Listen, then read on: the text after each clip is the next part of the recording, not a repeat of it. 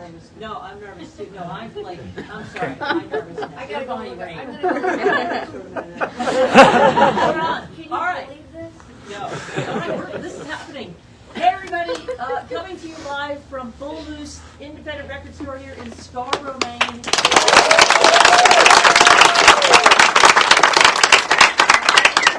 Press Herald and WCLZ, very honored to be here. Obviously, to my left, Bonnie Raitt.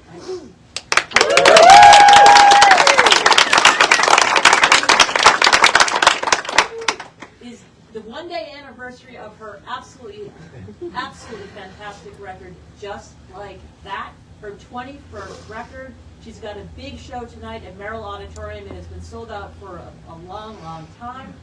Let me ask you this. You just started touring again. You're 6 shows in with NRBQ. Oh, Talk to us about how the show's been going. I'm so excited to be on the road with my dear pals NRBQ, one of the greatest bands that's ever been created. Adams at the helm is just as good as the old one. And so the reunion of them, but to be playing for audiences that are just as longing to see us as we are for playing for them, it's just been life-changing for me. I've never appreciated playing live as I have this last week and a half. It feels very familiar, but totally like we had our blood changed. And you know, when I walked out, it was all I could do not to break down and cry. And needless to say, singing Angel from Montgomery for the first time. Was really emotional. So all the ballads from the new record and the older ones are really landing because we're all just so grateful we made it through. We made it through. We did.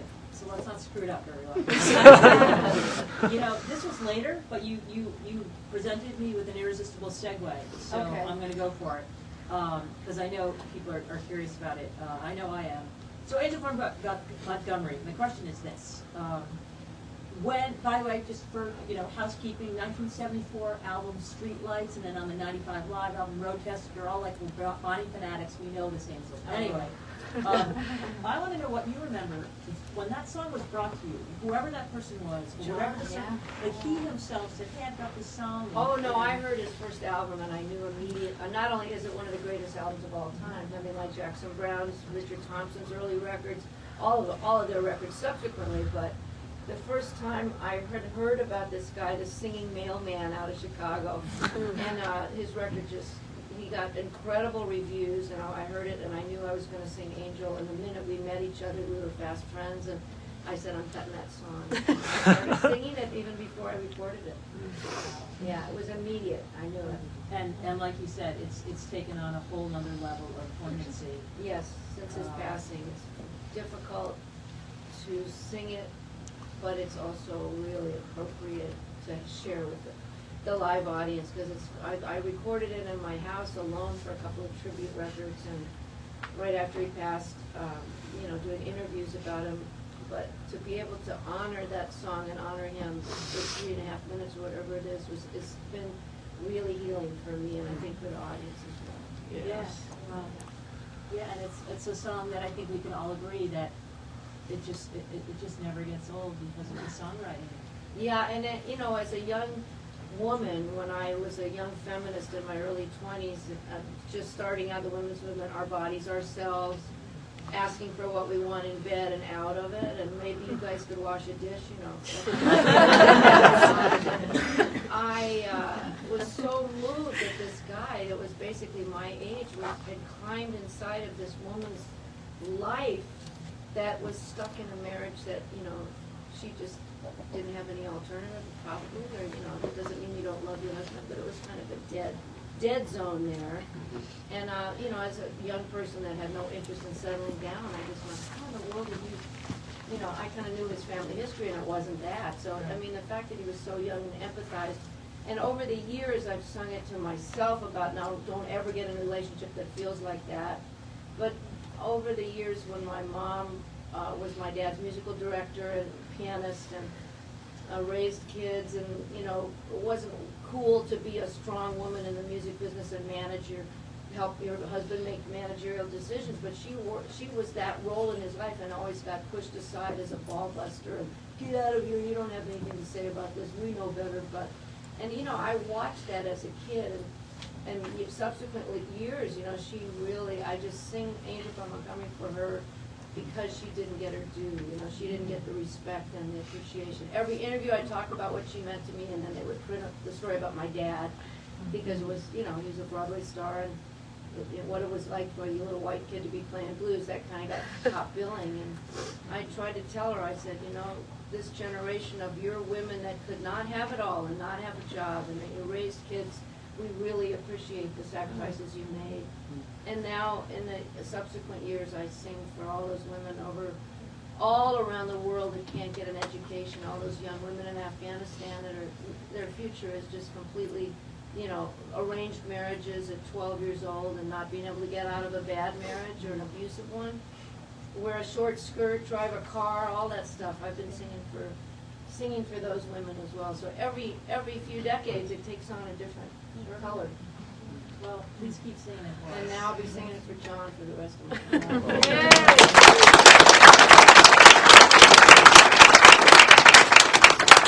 Obviously, your own songwriting is its own thing. Am I right, people? Living for the ones. And again, you create these segues. Thank you. Thinking about Mr. Klein, who's no longer with us. The Orange is a living for the one. Now, you know, I realize the record's only been out for a day, but, you know, hopefully that's the whole record. That's such a tremendous song. It's so upbeat and positive, and yet it's really about hard stuff, like losing people. Did you hear it in your head as a rocker when you and George were working on it, or what was the main source of inspiration? Well, the source, George has been in my band since 1993, and we did, you know, Longing in Our Hearts together, and then road tested, and he came back and had been back on the road with us for a long time. And the last two albums, each one he sent me, he knows I love these rockers, these kind of Stonesy rockers that we do our double guitar stuff like Vic and Keith kind of, you know, I play the slide.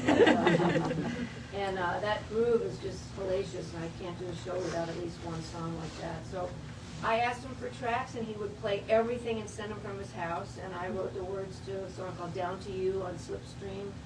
And it was kind of a serious song about taking responsibility, quit blaming other people for things that aren't going wrong in your life.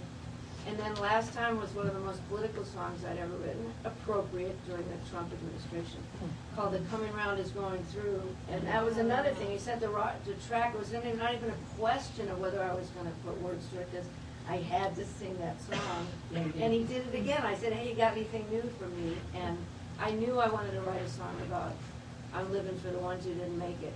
But I didn't know if it would be a ballad or a reggae song or whatever. But when I heard George's track, I went, that's it.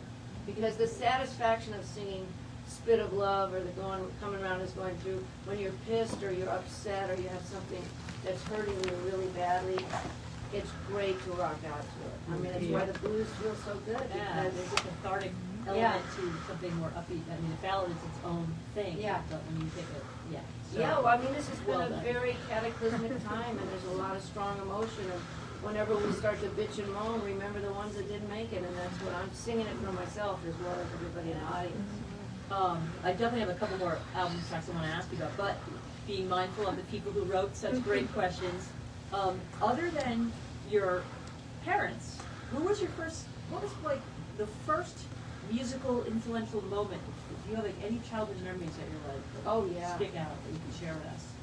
Joan Baez and Outta, the two of them together in terms of wanting to be, pick up the guitar and play folk music. I mean, the power of those two women's voices. And I learned them at summer camp. I was 8 years old or 9 years old, and my counselor, who I idolized, was going to college in upstate New York, and all the counselors were caught up in the folk craze of the late 50s and 60s, and everybody was playing guitar, let's face it. So of course I wanted to be just like them. And then I found out that I looked at the album cover, and I've never seen anybody as beautiful as Outta and Joan Baez, and their voices sounded like what they looked like. And Joan was Quaker like we were, and part Scottish and part Mexican, which I thought was so cool. And that voice, I'll never forget listening to All My Trials, and that's when I asked for a guitar, and I taught myself to play everything on that record. And Odetta's voice I couldn't possibly sound like, but I love the whole idea of all the folk, spiritual, and work songs and political songs and child ballads. I mean, I was exposed to the whole wonderful world of folk music through those two women. And it seems like it has stayed with you. You've never lost your folk music like sensibility, if that's the right word. Exactly. It's like that is That's right. such a like intrinsic thing with your music that we all appreciate. Thank you.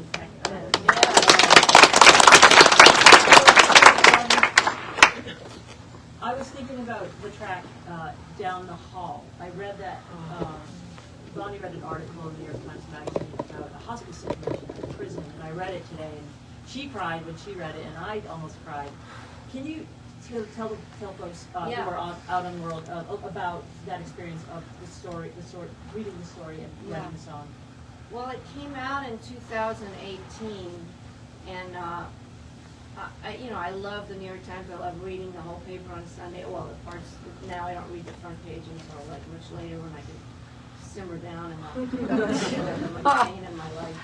But the magazine has always been incredible journalism, and as does the whole paper. And I'm a big fan of journalism in general, which is kind of an endangered species these days, for people getting paid what they should get paid.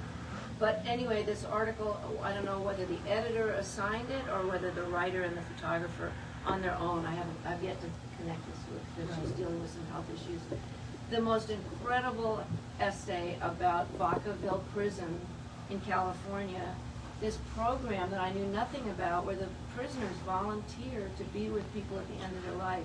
And the photo essay, the photography and the interviews and the way that she wrote the article just moved me so much, that these guys that are so broken and embittered and maybe even innocent, or feeling so bad about what they've done and they're never going to have another life outside, to realize when they see how helpless these guys are. And I wrote a story of a man and was in an infirmary and just happened to see a guy, skin and bones, being wheeled down the hall, and he asks the nurse where he's going, and she said hospice down the hall, he probably won't be in there. And then he said, well, do they at least let family in? And she said most of them don't have anybody. So I just put a short story behind it wasn't really based on anything in the article. I just imagined what it would be like for that guy to volunteer, and then for both the prisoners ailing, and that volunteer, that all the segregation and separation that's out on the yard that we hear about in prisons, where nobody hangs out with those,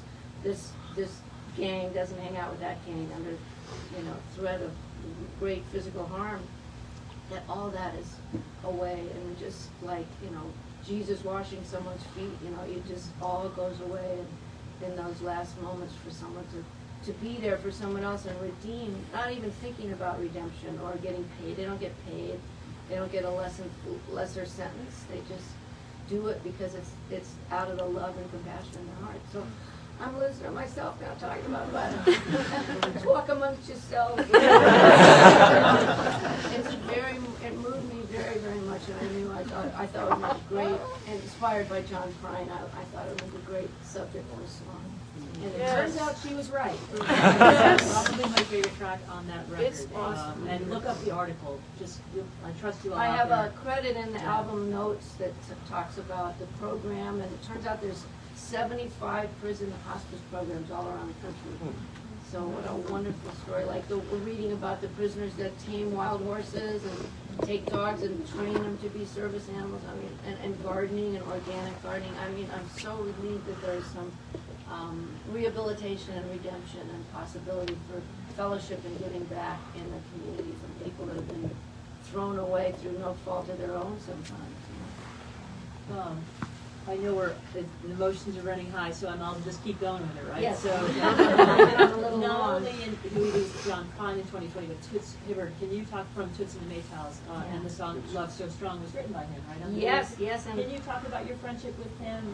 Yes, I have loved Toots and the Maytals since I first heard the "Harder They Come" soundtrack when I was in college in Cambridge. And I met him. I went to see his, and because I was already a professional musician, I got backstage, and somebody said, "Oh yeah, this lady's a huge fan of you."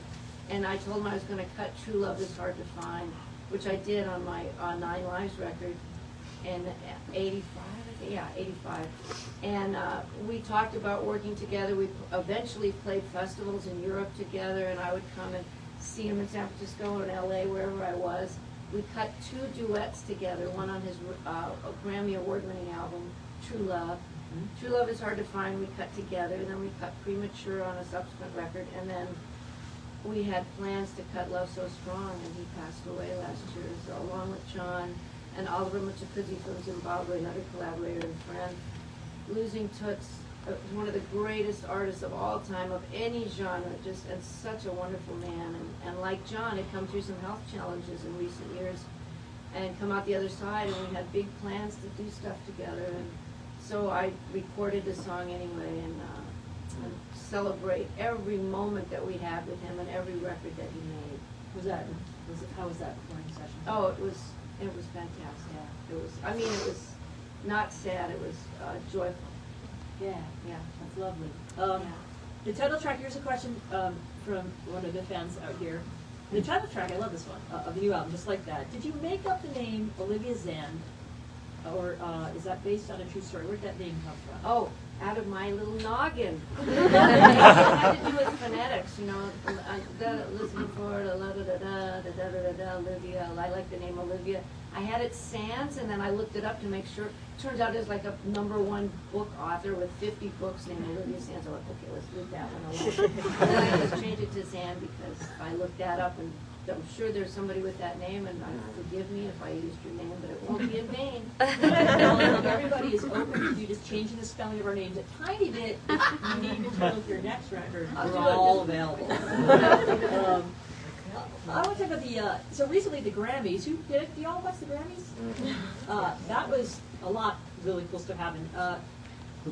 Began as a regular day, and then Joni Mitchell and Brandy Carlisle, I would have died, presented you with the Lifetime Achievement Award at the Grammys. What did that mean to you?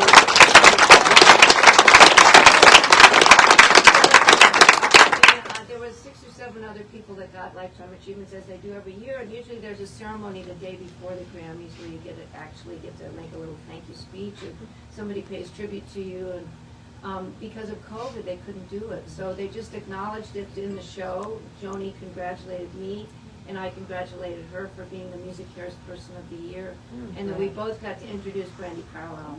Yeah. So that was a wonderful reunion because Brandy had brought Joni back to singing and being able to be like more highly functional from her illness from a brain aneurysm. And you know, we did these salons at her house with all kinds of cool people like Herbie Hancock and Esperanza Spalding and Elton John and all these wild mixtures of people that only Brandy would have thought of. And eventually we'd all sing a song and pass the instrument around, and I got to Joni, and she wanted to sing Poison Ivy. So we got lyric sheets, and we got to sing that, and she goes, and poison ivy, Lord, will make you rich. And I went, so it was a beautiful thing to watch Brandy be able to rehabilitate the musical joy and life of one of the artists that is the most important and seminal. And I've been a friend for a long time, but just wonderful celebration to bring somebody back. So it was nice for us to be able to pay tribute to Brandy. Yeah, it was a very lovely moment to watch. Last one on the record I wanted to touch on briefly. Can you talk about, you know what? Oh, Waiting for You to Blow. Oh, thank you, It's another thank you. gem of a gem record. Thank you so much. Well, I don't write many songs, but when it comes, I'm one of those people that waited to write the term paper till like 6 weeks before it was due. So I like to set up the record. I kind of know what, you know, I like this song, and this is going to go here, and there's too many ballads, so we'll save that one. And this, we need this kind of a groove. And I wanted a new funk tune to play live. So I always start with what's missing in the show that I want to freshen up and not have to play the same songs over and over. And so I started with a funk track, and I always loved Eddie Harris and Les McCann's music, and you know, that kind of jazz funk end of the, you know, the Stuff, the band Stuff, or the Crusaders. And so I had this idea for a song of mixing these kind of jazzy chords and horn licks with this funk bass track of starting with funk stutter drums. And then I wanted to write a song to it about the little devil on your shoulders that it's encouraging you to mess up. And, so it's about recovery, but it's mostly about living, you know, how you cheat yourself out of the truth and tell those little lies and slip into a morass of, oh my God, I might as well just have another 5 pieces of pie because I blew it already. That kind of thing. Is that, in fact, unplanned, but here's a question. Is that, what's the set list looking like these days? Will we hear that one? And is it, Oh yeah, well we're rotating. One of my favorite songs is When We Say Goodnight. I kind of alternate that with Waiting for You to Blow. And you know, when an album's new like this, you don't want to hit the audience with too many new songs because a lot of people haven't seen you in a long time. Want to see, they want to hear some songs that they're familiar with. So we're doing a nice mix of old and new, couple of surprises, and Terry Adams has been coming out and playing Green Light with us at the end, so it's just classic. They are so fantastic. I hope the shelves are full of every NRBQ album because they got a new one coming out too. They're fantastic. Here's another one from the audience, and actually to be clear, about half of this stack of these questions is this version of this question. You've collaborated with so many talented artists over the year. Of those who you have yet to work with, are there a couple on your radar, or is that the same thing as the supergroup question?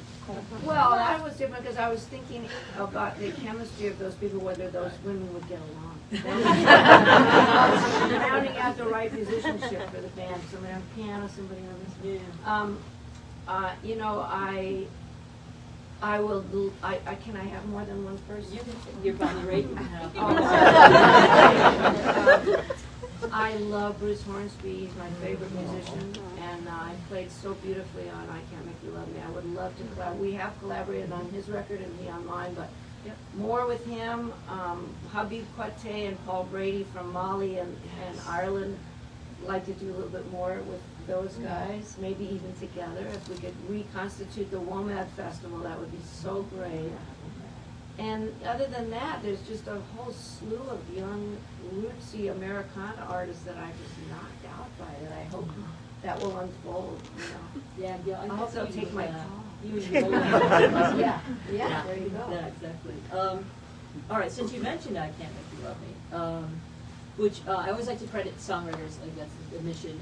Mike Reed and Alan Shevlin, of course, on the 1991 Luck of the Draw, as we all know. Similar to the Angel question, when you first heard, I don't know if it was a demo or when somebody said, "Hey, Bonnie, what about this?" Oh, like, we all died when we heard you sing that song. I want to know what you thought. I had the same. I felt the same way that you might feel, or feels like you're feeling when I sing it for you. Mike Reed, I love his music and his voice so much, and I'm always searching and asking other musicians in different parts of the world, especially around Nashville and Memphis and New York, and you know, there's little pockets of songwriters that I know would know who's up and coming that I might not have heard of. And I forget how I got Too Soon to Tell from Nick of Time, but when I heard Mike Reed's demo of his song, I knew I had to cut it on Nick of Time, and then because Nick of Time did so well, he was my first call, and I'm so grateful that he sent me the song that he and Alan wrote. From the minute, and I didn't even get into the chorus, and I knew that it was so special. And you know, when I asked Bruce Hornsby to come out and play on it, and that's what makes me. I mean, the intro of the piano that he plays on it already brings me to tears. So that's all I can do is it takes me right back to when I no longer love someone, and right back to when I was getting the boot myself. So every time I sing that song, I think about everyone out there listening that is going through something like that. And was that a one take?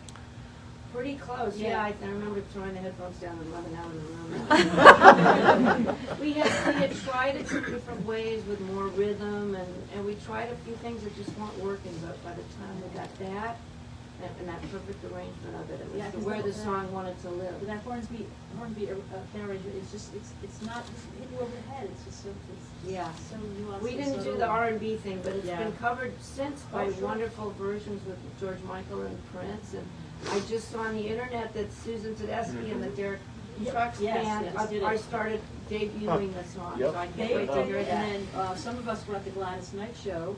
And she did it too? She did it oh! I like having you award for Gladys Knight just to cover one of my songs. You're all like, is she checking the Red Sox score? No, I've got a question. You're so handy. Well, I'm not though. Let's see. Hey Bonnie, this is from a fellow named Sean.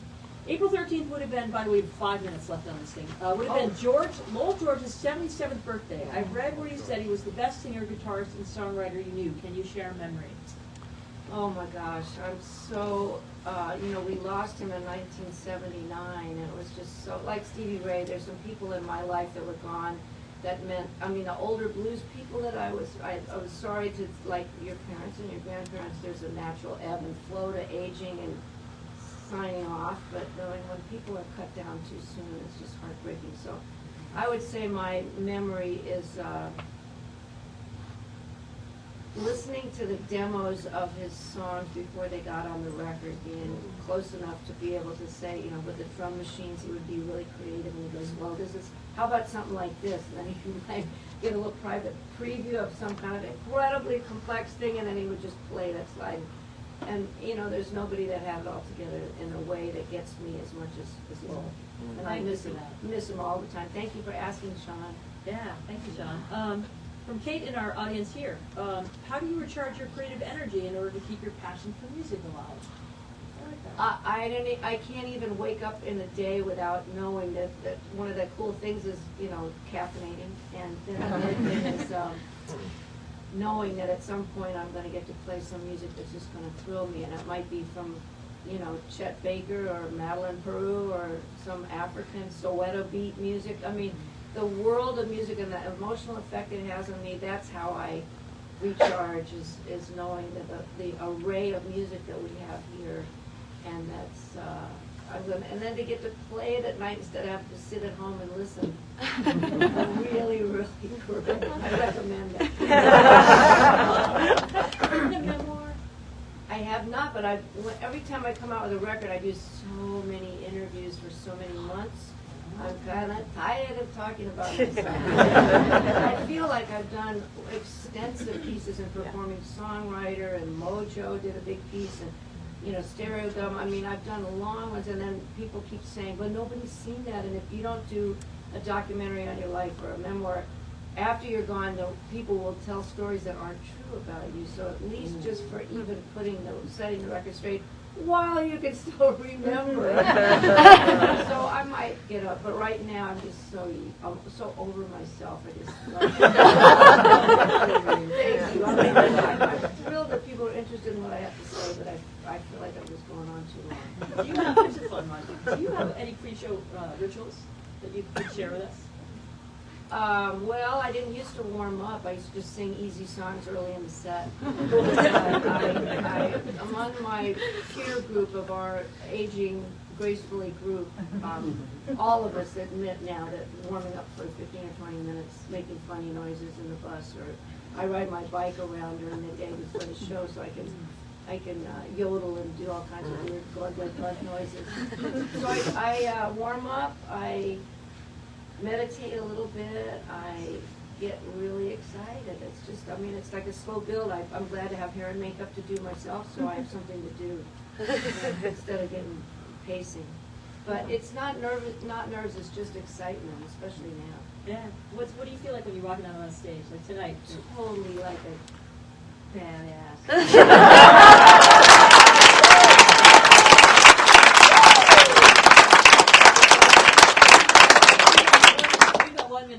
So on behalf of the entire planet, Bull Music, Facebook Record Store Day, and just, every galaxy out there and beyond, thank you so much for taking the time.